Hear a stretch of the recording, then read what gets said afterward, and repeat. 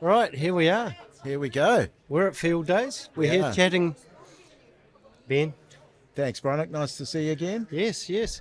So you've got the bank manager and a broker. We or do. An ex-bank manager. Ex-bank Right. manager. He's still up with the play, though. Oh, I hope so. I know a few rules have changed since I left the banking industry. Yeah, you can't send applications in on napkins anymore. They, No. I used to be able to do it on a handshake. Yes, you're good, mate. You look good. You could have $1 million. Never a million. But yeah, probably has changed quite a bit since I was in a banker. I mean, Yeah. we used to be able to approve. I mean, we'd always have credit overlooking us in the bank, but we used to be able to pretty much give them an indication in the branch as they came in saying, yes, it would be 99%, you're good. Yeah. You Yeah. know? Go out and start looking, I'll go get it approved. But we pretty much had confidence with the bank, and the credit managers used to have confidence with the bank manager. Mm-hmm. And all the what do you used to call them, PMs? Yep. They used to come to us and just double check with us, as the bank manager, and we'd say, no, we've got our LVRs right and our LRs are right, and the ratios seem good, so go. Yeah. Yeah. And it was wonderful. But nowadays, it seems to take forever to get an approval. It's funny. So some banks are perilously slow. There's a blue bank that is notoriously slow compared to some of the other banks. But we've got.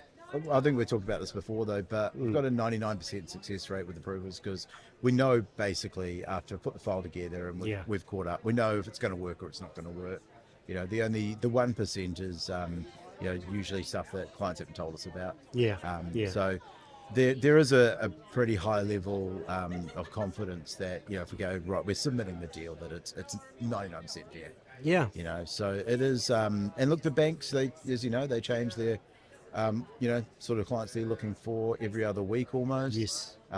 Sometimes they run out of money, which is interesting. I know a bank that runs out of money. Yeah. Yeah. We found that it was a couple of years ago now. We found out that one of the yellow banks got close to their financial year, and they're in Australia, so I think the financial year is like June, July. Yeah. And they just closed down everything pretty much. Anything that was less than 20% deposit over 100% LVR, they just didn't want to know. That never happened to me when I was working for a yellow bank. No. Did you work for a yellow bank? I worked for a yellow bank. I thought you worked for a red bank. I worked for a red bank. Oh, you've been around. And I worked for a blue bank. Oh, did you? Yeah. Oh. I did the rounds. Oh, cool. So I know them all. Yeah. No, it's they're definitely, and it also comes down to the assessor. They're people. Yes. I like to say they're robots because they just have lists to check. But they also, you get good ones, you get bad ones. It's like anything. It's like your mortgage advisors. You get good ones and you get bad ones. Well, we only deal with good ones. Exactly.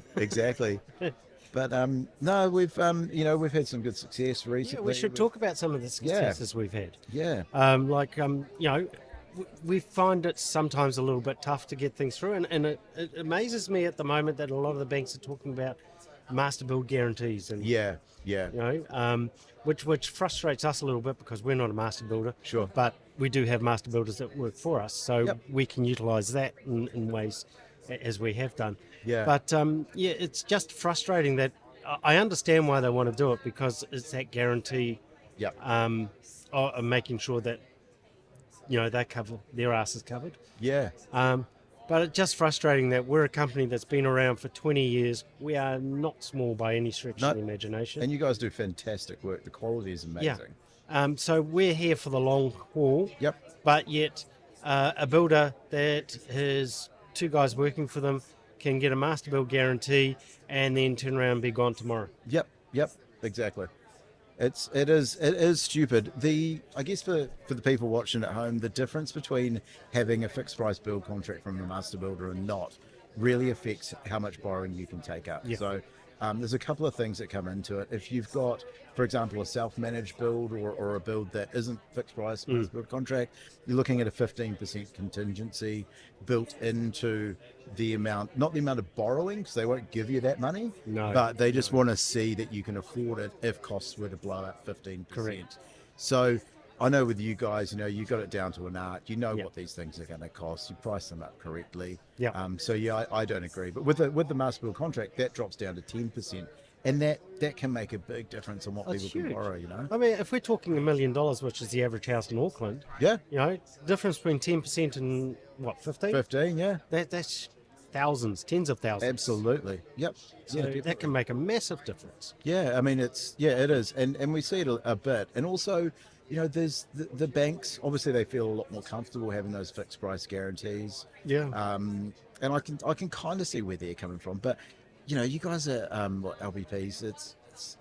It's just Yeah. silly, Yeah, it does frustrate us that sometimes you're being forced into these little organisations that we have the same thing with architects where people say, oh, you've got to specify this type of window or whatever else. And we're going, well, a window's a window. Yeah, yeah, A door's a door. Doesn't Yeah. matter where it comes from because it's all got to be done to code. It's Exactly. all got to be done the right way.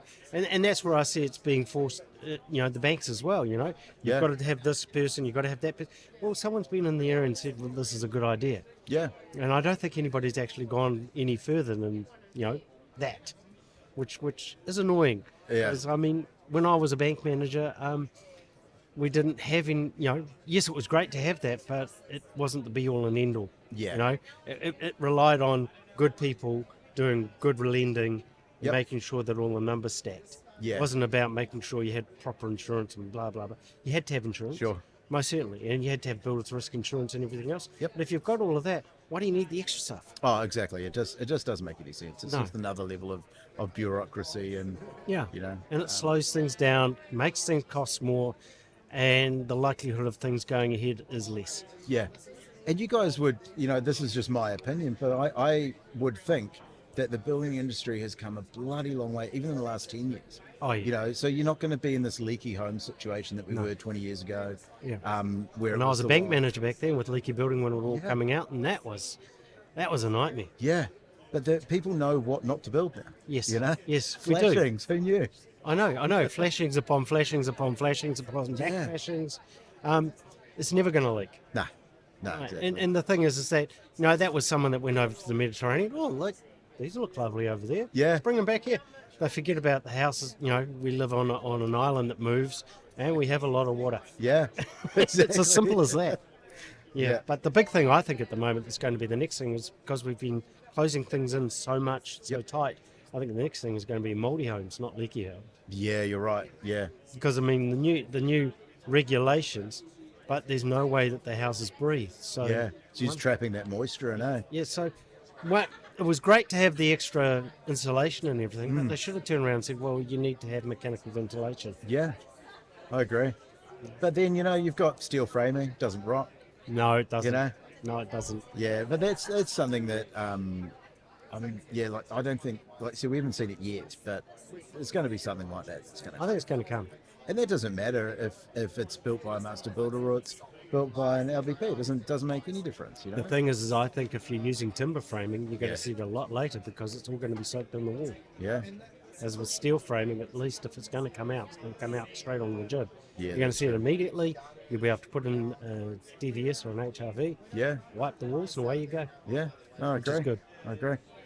I guess that's the trade-off, by having these really well-built insulated homes that they do trap the heat. They're nice and warm. But they don't breathe. They don't breathe. And again, anybody that's in there that cooks or breathes, Yep. They'll be fine as long as you don't live in them.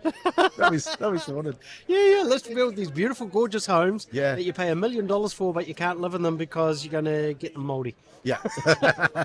Oh, lovely. Yeah. Lovely. Yeah, no, that's cool. So any other really cool stories that you've had where, I mean, Yeah, there's been a few. Obviously, we've worked on quite a few, Waikato Sheds clients now, and they've all been just really awesome people to work with, to be fair. And you guys, you've got your preferred builders and worked with a lot of them, and they've all been really, really good, professional, honest people, which is cool. And but I guess we've had a couple, where they've gone to the bank, been turned down for whatever reason. A lot of the time, it's just the way that the deal is being packaged and sold to the bank. So I think we talked about it when we caught up about a year ago, and we're talking about the last way to finance a shed, and the banks have really different rules on how they will.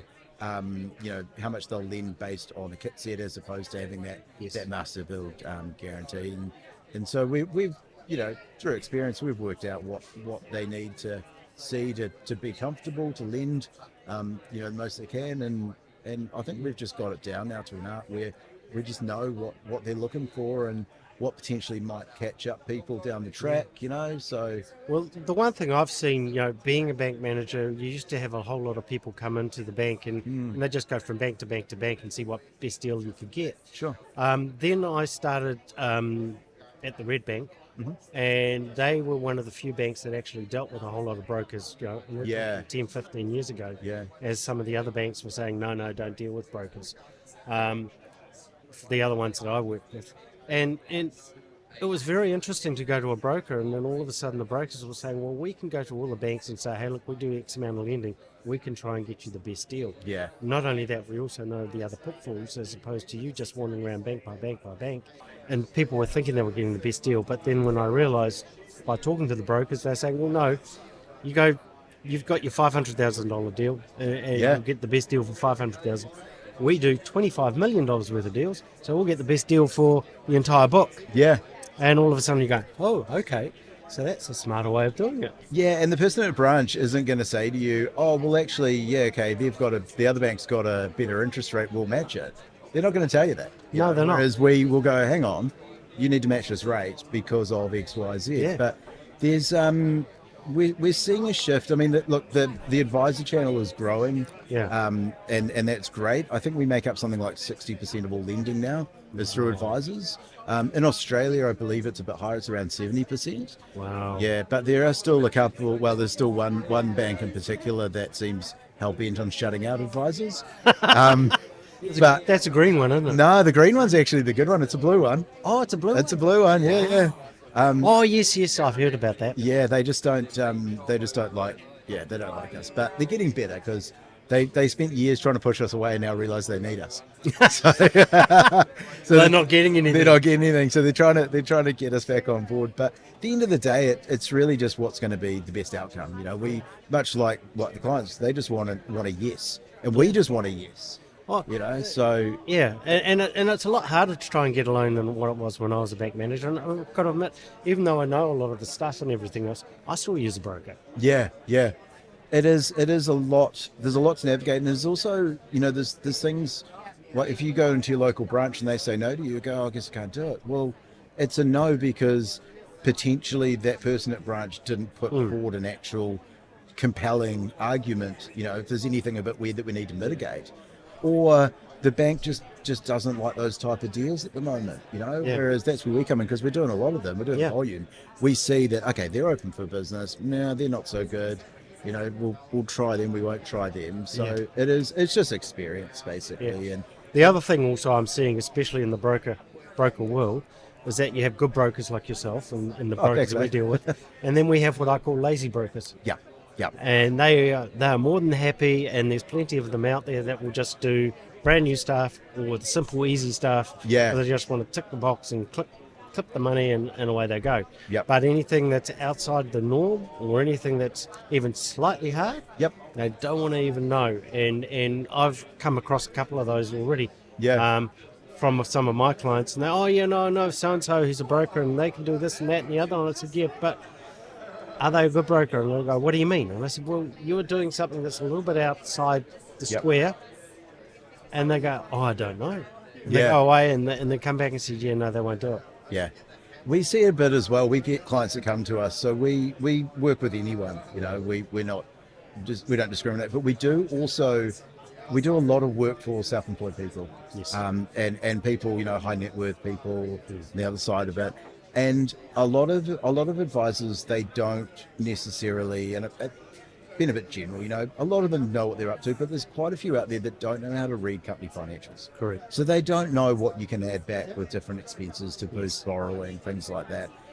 We see a lot of that just the clients. They look at the bottom line on the thing and go, that's well, hang on, no, that's not actually what they. Exactly, yeah, and so essentially they're leaving money on the table, and that part of it. By and large, I think most advisors, we want to help you. It's beneficial to us to obviously to get the deals. We get paid on commission. Correct. And there's usually there's no charge to the client. So it's kind of like, why wouldn't you? But there's also people, I think, that have had this private banking experience in the past. They went down and saw their local bank manager. They looked after us when we bought the house 20 years ago. Well, unfortunately, those relationships are gone now. Yeah. They've closed with the branches. Yeah, those bank managers don't exist anymore. They've lost all their power. Exactly. And anyone that was sad. Anyone that was half good at writing loans is typically will go out and work for themselves and make more money.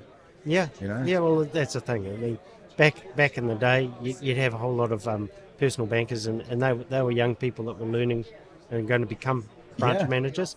The branch managers were generally people that were experienced and been around a wee while. You got it. And they looked after the PBs and taught them.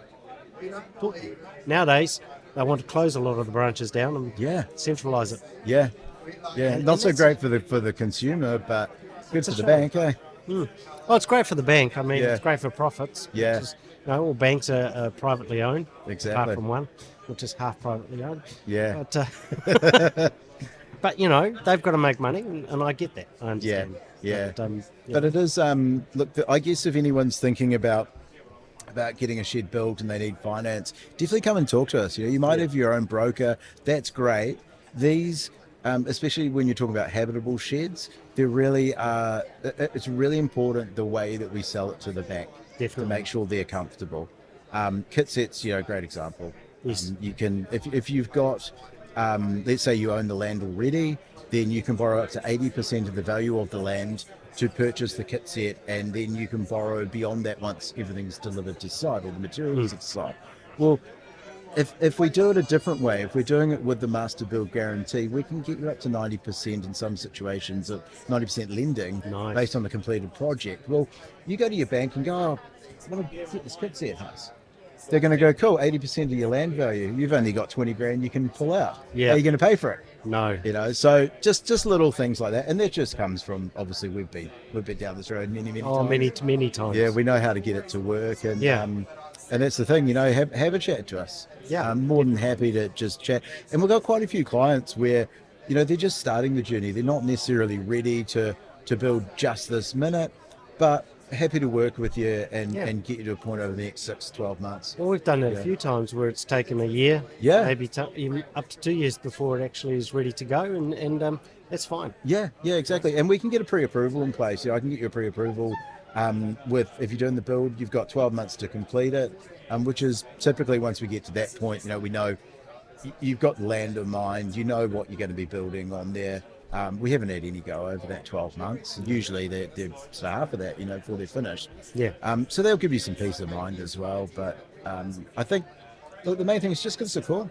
Yeah. Happy to chat. We're happy to talk about it. Love talking about mortgages. Well, that's the thing. It's no harm, no foul, just having a chat. Yeah, not going to cost you anything. No, it's not going to cost you anything, but a bit of time. Yeah. And at the end of the day, if it's not your thing, it's not your thing. If we can make it work, great. Absolutely. We want to make it work. Win-win for everyone. Yeah, and I've got access to 30 plus lenders outside of the main bank. So we've got private lenders, we've got second tier non-bank lenders. Well, that's the thing. It's not just banks.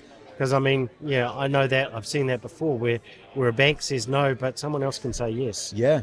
And sometimes those other non-bank lenders, the interest rates aren't that bad either. No, you might be looking at another 1% on the floating rate. It's not a huge amount. And it's a lot of the time with these things, they are a short-term thing.